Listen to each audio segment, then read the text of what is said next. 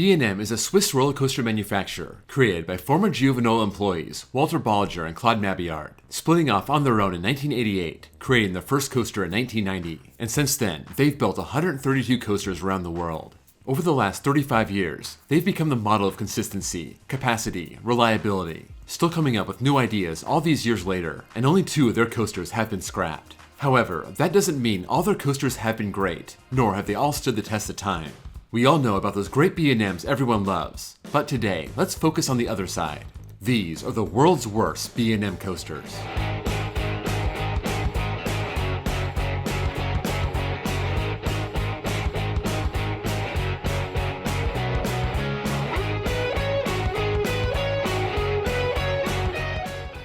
First, I want to thank my Patreons and my new member, hello. If you want bonus access, bonus content, behind the scenes videos, a shout out when you join, and your name on this fancy Patreon screen, follow the link below and join. I've ridden just about every B&M in North America, but I have not ridden every one around the world. Because of that, I opened up this topic to you, my viewers on YouTube, and I got well over 300 responses. I tallied them up, and I will honor the results of that poll for this list. But if you came here for my opinion, I will share my personal bottom 12 B&Ms at the end. More than half of all the B&Ms got votes, 65 out of 132. So if you're a B&M that got totally ignored, you must be pretty good. None of the Gigas got a vote. That's Fury, Leviathan, and Orion. Neither did Montu, Alpengeist, or Talon. Medusa at Discovery Kingdom came out unscathed, same with Thunderbird.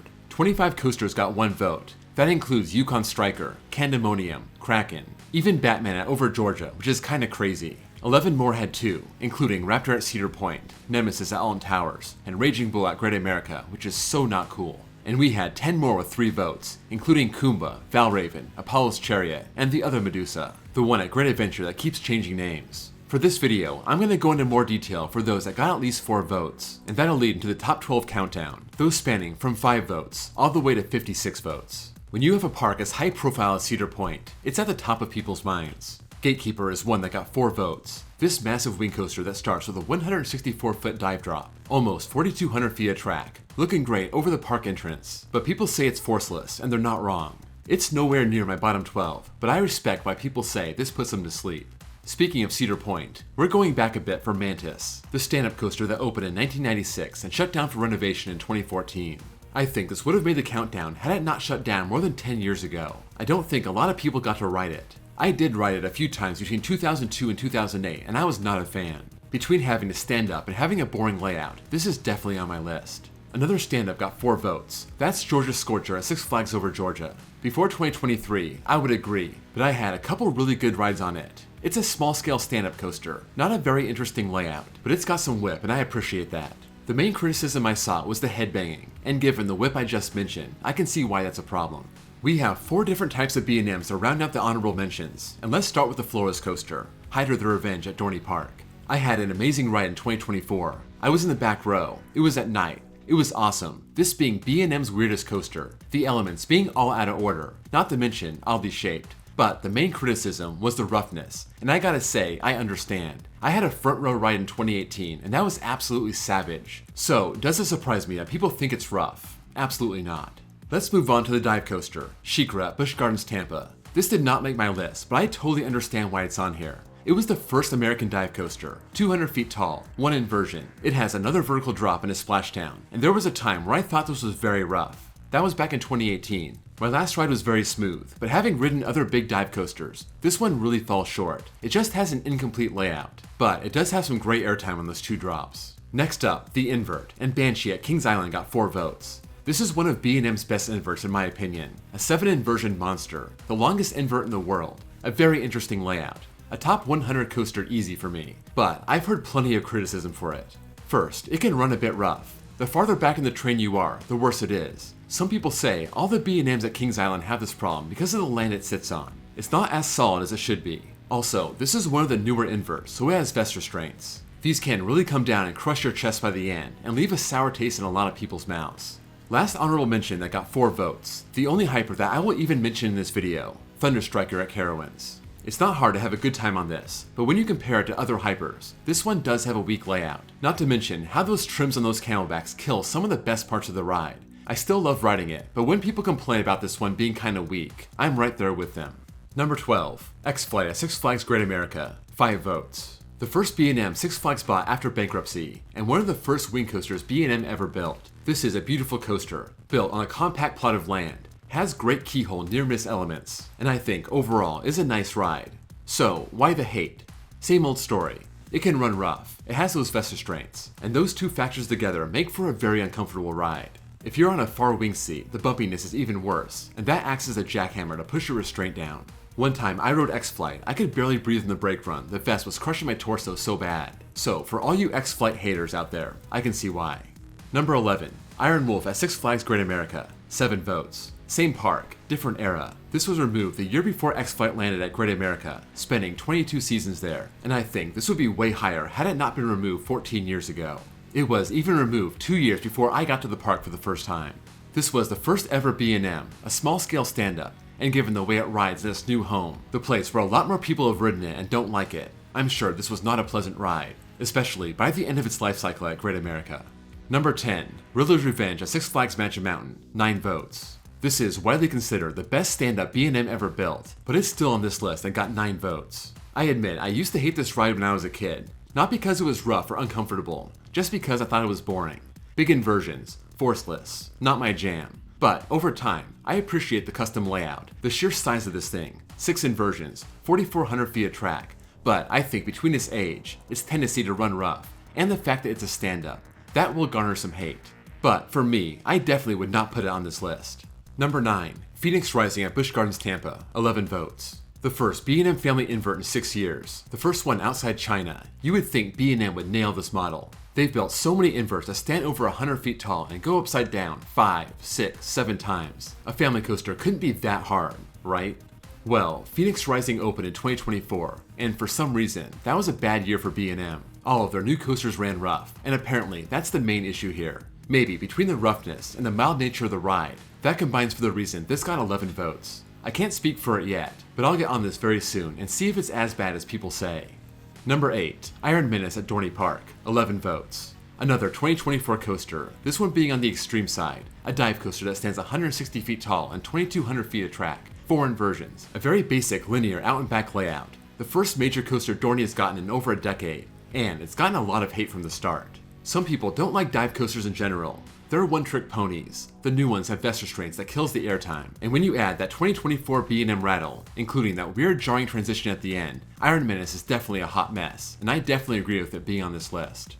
Number 7. Penguin Trek at SeaWorld Orlando, 12 votes. Another 2024 B&M coaster, another one that's considered family-friendly. You look at Intamin building this type of coaster for other SeaWorld parks. You see Vekoma do the same coaster for Dollywood, and those are fine. But apparently, this one is shaky and bad. 3,000 feet of track, 2 launches, doesn't rise very high off the ground. The ride looks fine on the surface, but I guess it rides rough, and given that it was built in 2024, I believe it. I haven't been on this yet, but my Florida trip is coming fast, and I'm looking forward to seeing how bad it is. Number 6. Patriot at California's Great America, 16 votes. From the new B&Ms to the very old, Patriot opened as a stand-up back in 1991. Known back then as Vortex, renovated before the 2017 season to give it new paint, a new name, and flawless trains. And when I rode it in 2018 and 2021, it was fine. It's just old and not very interesting. 91 feet tall, 2 inversions, 1,900 feet of track. But what do you expect? This is what B&M built back when they were brand new. It just doesn't hold up well over time, and that's why it makes the list.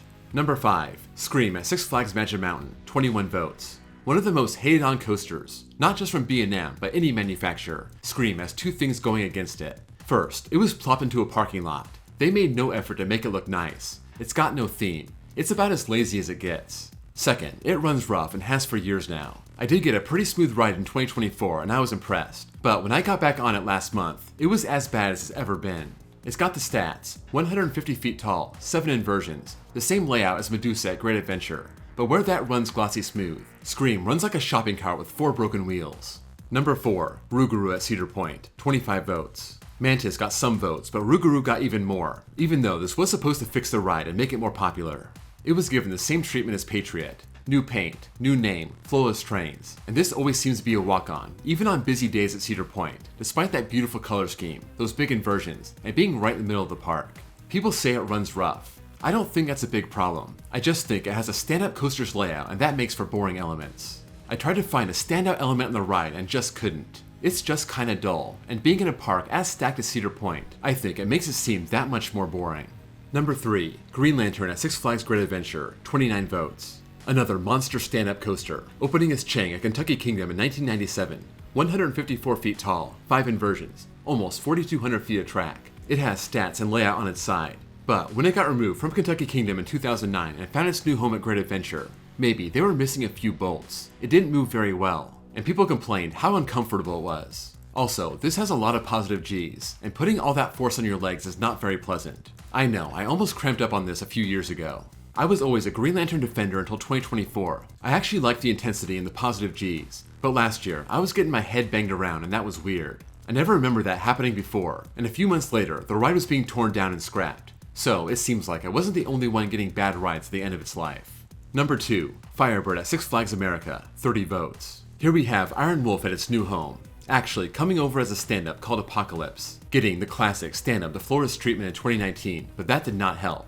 Sadly, it probably did, and yet here it is, still landing at number 2 on the list. For years, this was the last B&M in America I hadn't ridden, so I made it a point to stop by Six Flags America just to ride it in 2021, and I'm glad I did. I wanted the experience, but as you would expect, the experience sucked. Sometimes B&Ms have a rattle, but you normally don't bang your head.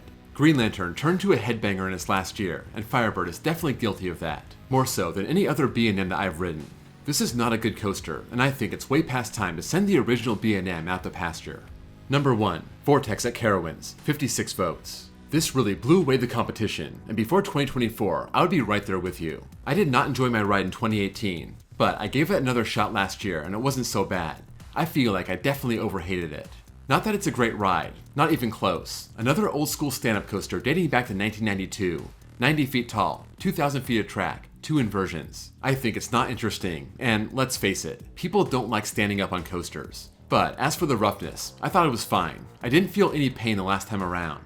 I feel like I'm sticking up for Vortex when I still have it very high on my own worst B&M list. But did it really deserve to beat the rest of the field by 26 votes, nearly doubling the count of Firebird? No, it didn't. Still, this coaster needs to go. Maybe move it to a smaller park. Just get it out of Carowinds. It's long past time.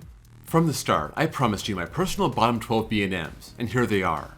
Firebird tops my list with Vortex coming in second, so me and my viewers have the same top 2, just flipped. I have Scream at number 3, Mantis at number 4. Yeah, I did not have nice things to say about Mantis. It was actually ranked last on my big 2002 trip report that had over 30 coasters on it. Patriot makes the top 5, just because it's small and boring. I was not a big fan of Iron Menace. I did not enjoy anything about that coaster, aside from that beyond vertical drop. Ruguru at number 7, and a coaster that I did not mention at all in my video, Emperor. I thought the small-scale B&M dive was short and boring. Luckily, on my last ride it wasn't rough, but my first time when it was new, it definitely grinded my brain. After my bad 2024 ride, Green Lantern lands at number 9, and then I'm going overseas for Daemonin at Tivoli Gardens. The ride itself is fine, but it was put on such a compact plot of land. It makes for a short and kinda boring ride. 1,800 feet, 66-foot drop, 3 inversions. It just doesn't stack up to other B&Ms. I also have never been a big fan of Medusa at Great Adventure. It has the same dull elements as Scream, just way smoother and with a better setting. But the layout is the most important thing, and Medusa isn't the best. Finally, I'm rounding out my bottom B&Ms with Kumba. I never got the hype for this. It's got the size and 7 inversions, but it's basically an instant headache and the elements aren't all that exciting. Not a good combination, and we'll see what the future holds for the first large-scale B&M ever built. 32 years old now, and may have 1 foot in the grave. That's a wrap on this list. Thanks to everyone who cast their vote and made this video possible. Let me know what you think of the list, and if you want to share your own list of bad B&Ms, sound off in the comments below. If you enjoyed this video, please drop a like, and if you're new here and love coasters, please give me a sub. Also, check out my second channel where I post copyright-free off-ride footage. Thank you all for watching, and I'll see you all next time.